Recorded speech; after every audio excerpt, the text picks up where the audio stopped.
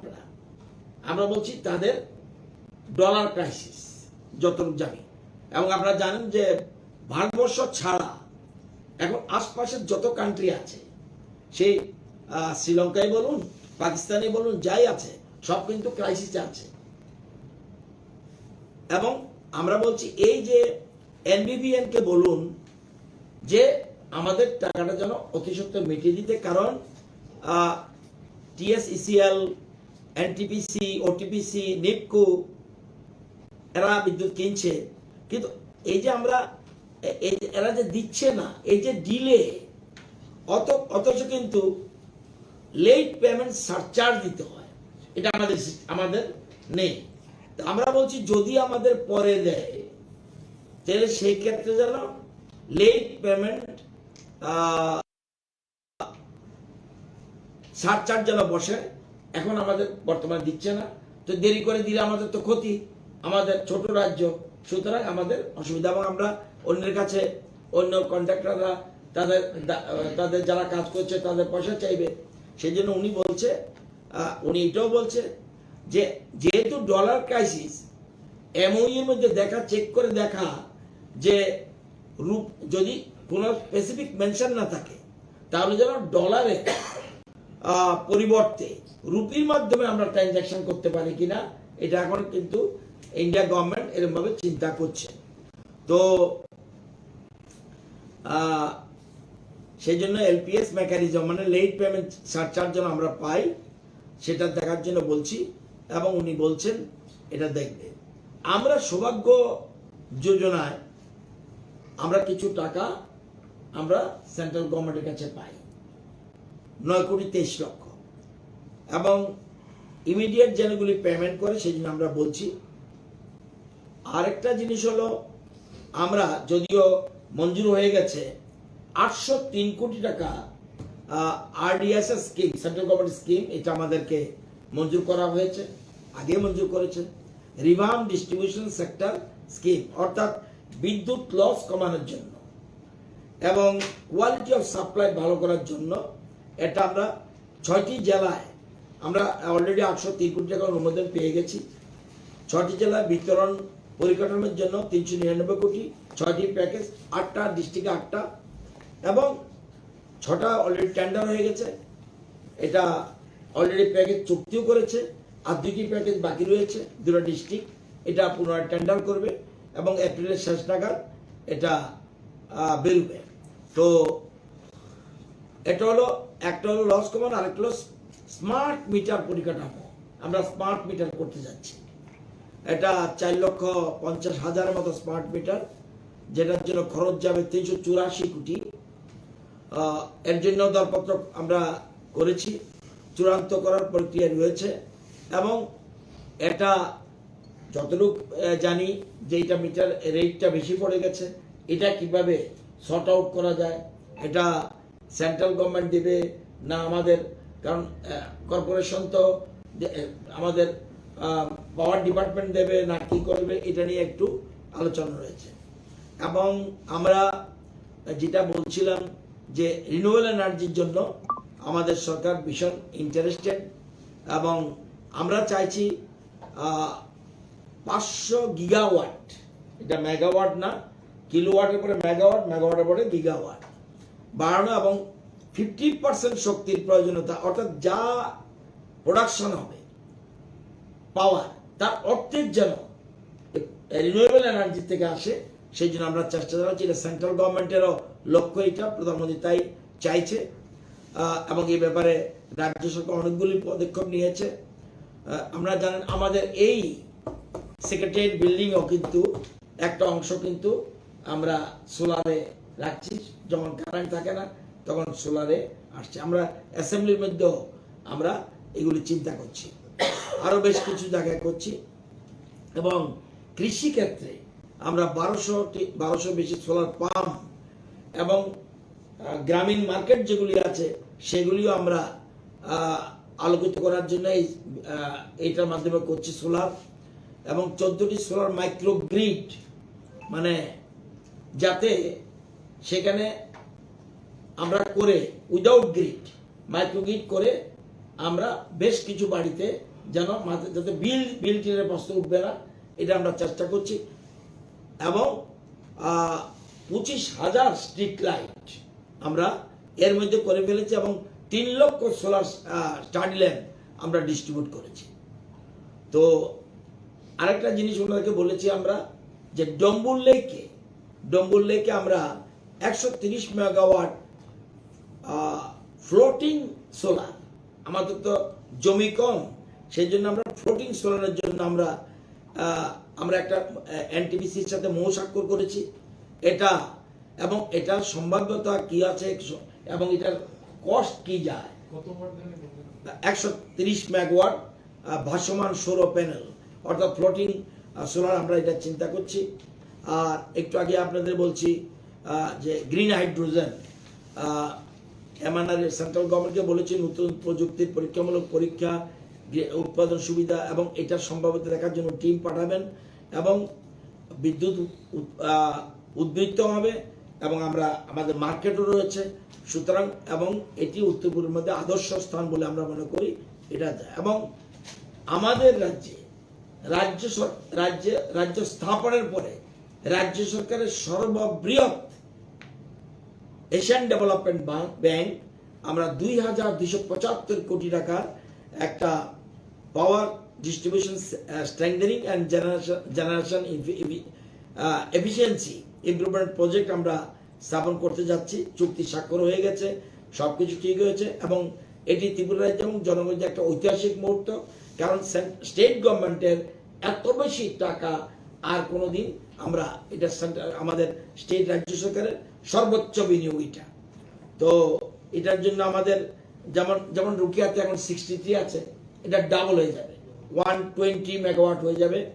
তা এবং বাকিটা ডিস্ট্রিবিউশন, যেমন আমাদের কভার কন্ডাক্টর, এই লাইনে চুরি হয়, এই চুরি বন্ধ করার জন্য কভার কন্ডাক্টর, তার আন্ডারগ্রাউন্ড কেবল, আরও এগুলি আমাদের ধীরে ধীরে করার জন্য আমরা প্ল্যান করছি, ওনাকে জানিয়েছি আমরা।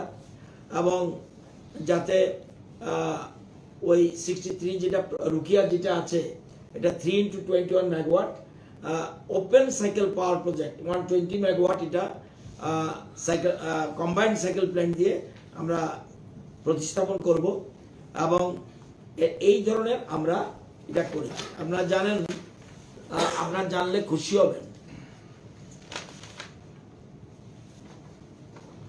আপনাদের কাছে আপনারা যে কোনোভাবেও জানেননি বা সবার সংগ্রহ করেননি বা সংগ্রহ দেওয়া হয়নি, সোলারের মধ্যে যেটা ট্রেডার আমরা কি করছি ইউ কান্ট ইমাজিন।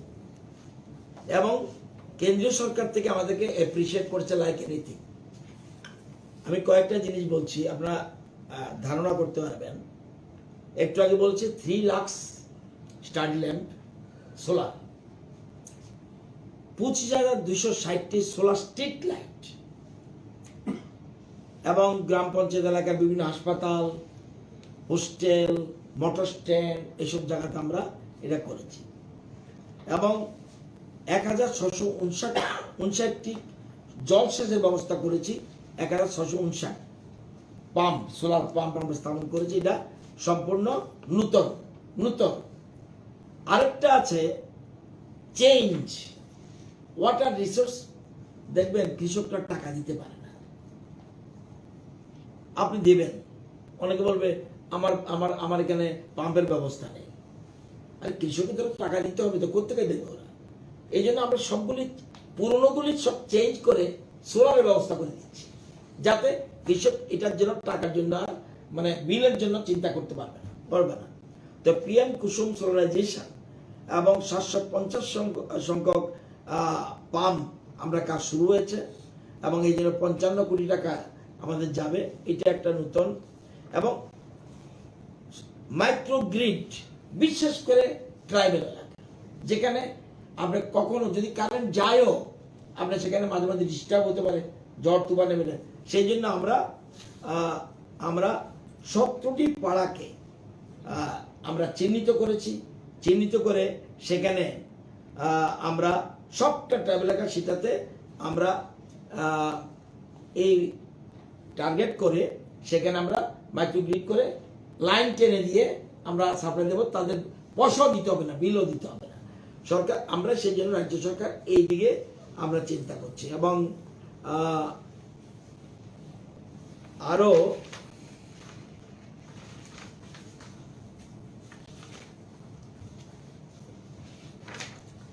দেখবেন টিএসআর ক্যাম্প কে কারেন্ট দেবে, করতে পয়সা দেবে ওরা।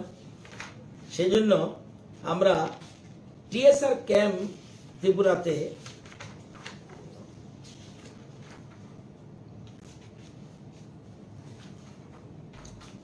এই দেখেন 11টা টিএসআর ক্যাম্পে আমরা সোলারের মাধ্যমে কারেন্ট দিচ্ছি, কোনো পয়সার প্রশ্ন ওঠে না। এবং Bir Kumar Para TSR camp, Thalchhara TSR camp, Joychandrapara TSR camp, new Belapati Para TSR camp, Bhagirath পাড়া টিএসআর ক্যাম্প, এগুলিতে আমরা কিন্তু দিচ্ছি। এবং আপনাদের আমরা 7,000 পরিবারকে টার্গেট করেছি। উত্তর ত্রিপুরা, উনকোটি, ধলাই, খোয়াই, পশ্চিম ত্রিপুরা, সিপাহীজলা, গোমতী, দক্ষিণ 8টা ডিস্ট্রিক্টে 8টা village means VC or panchayat এগুলো চিহ্নিত করেছি। সবগুলি জায়গাতে আমরা পাইলট প্রজেক্ট হিসাবে আমরা আগে করতে যাচ্ছি, যাতে সোলারের মাধ্যমে সব হবে এবং কোনো পয়সা টয়সার প্রশ্ন উঠবে না। তো এটা আমরা করছি। এছাড়া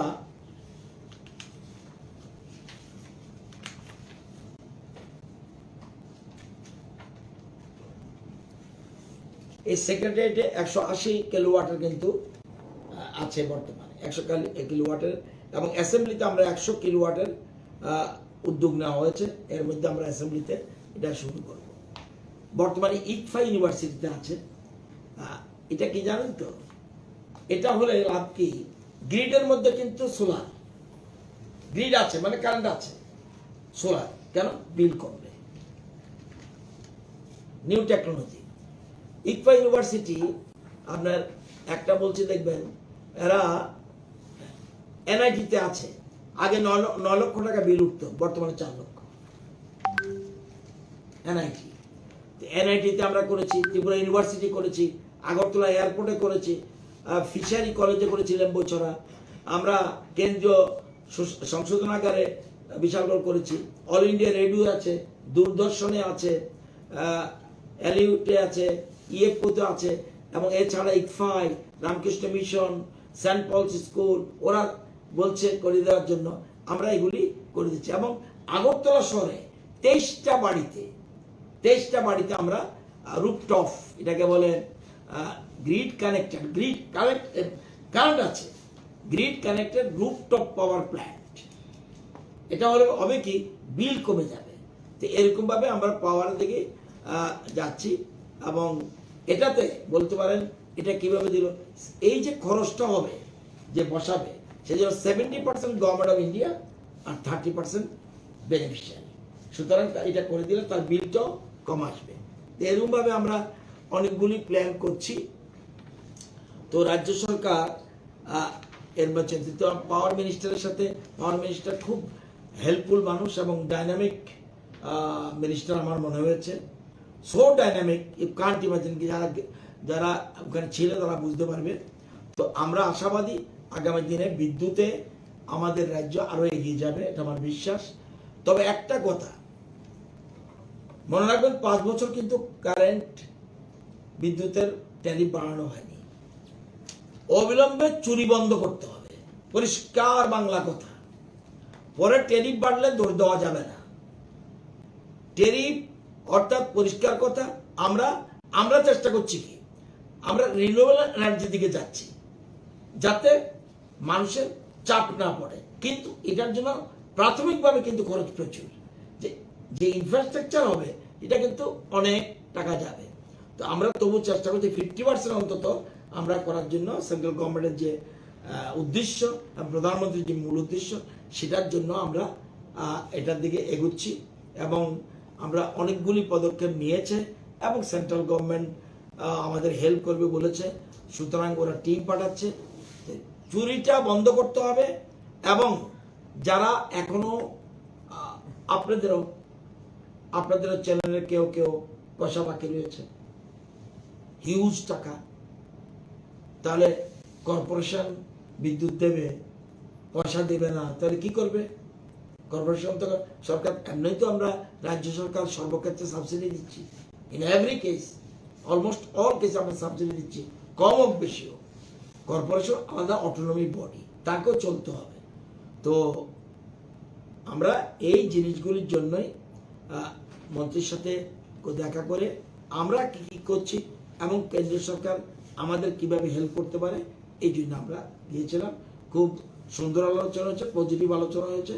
আগামী দিনে আমরা আশা করব যে আমরা নিশ্চয়ই বিদ্যুতে আমরা আরও বেশি যাতে প্রোডাকশন বাড়াতে পারি এবং বিশেষ করে রিনিউয়েবল এনার্জির দিকে আমরা গুরুত্ব দিতে চাই।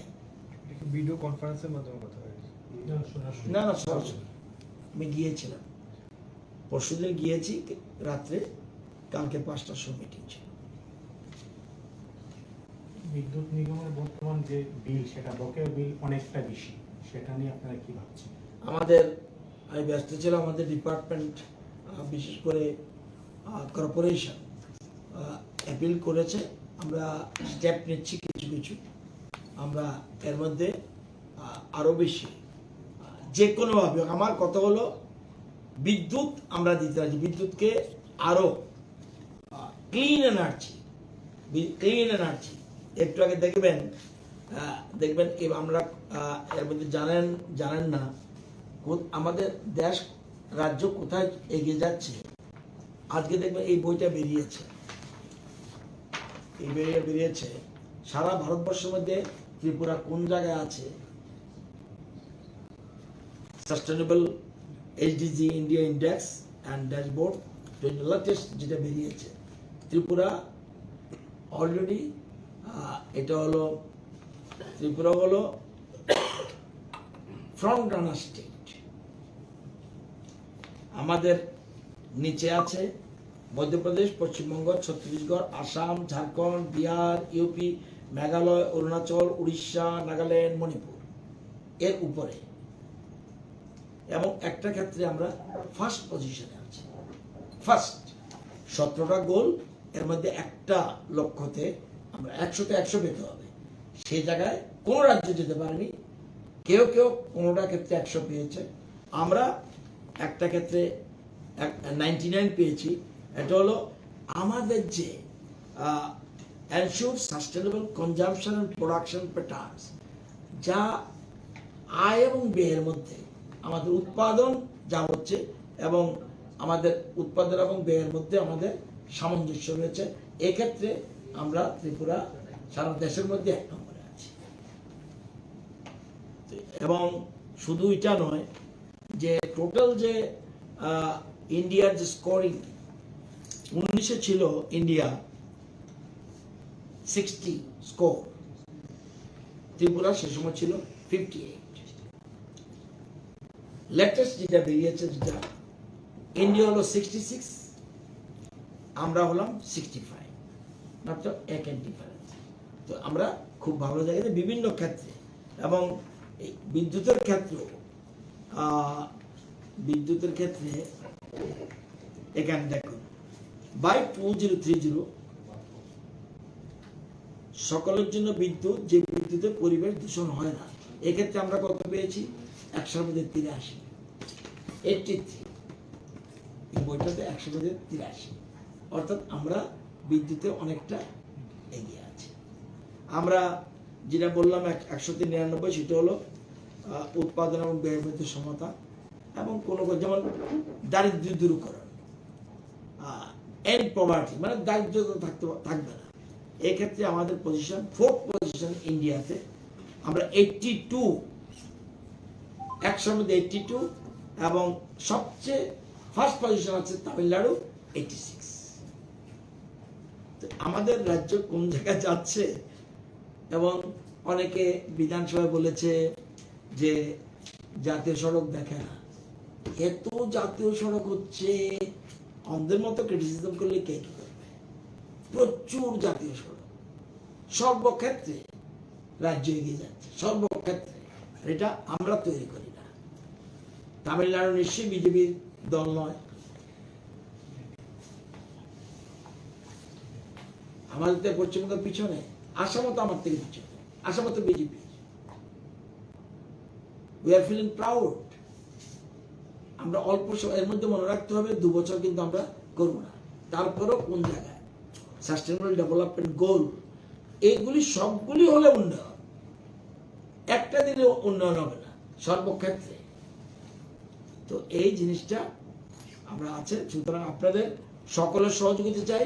বিদ্যুতের ক্ষেত্রে আমি নতুন মাত্র দায়িত্ব নিয়েছি, দেখেছি আমাদের সেই সময় যিনি মন্ত্রী ছিলেন উনি যথেষ্ট ভালোভাবে কাজ করেছেন এবং উনি তত বেশি প্রচারে যায়নি, বাট অনেক কিছু কাজ হয়েছে। সুতরাং এটাকে আরো বেশি এগিয়ে নিয়ে যেতে হবে, এটাই আমাদের পরিকল্পনা। যেহেতু কালকে গেছি, মন্ত্রীর সাথে দেখা করেছি, এই জন্য আপনাদেরকে জিনিসটা বলে দেব।